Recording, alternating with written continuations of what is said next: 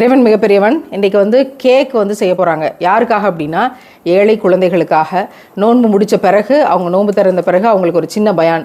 அவங்க எல்லாருக்கும் கேக் கொடுக்கணும்னு நியத்து வச்சு ரொம்ப பிரமாதமாக செல்ஃப் கேக் பேக் அப்படின்னு எல்லாம் இன்றைக்கி பிள்ளைகளுக்கு நம்ம கேக் தயாரித்து கொண்டு வந்திருக்கோம்.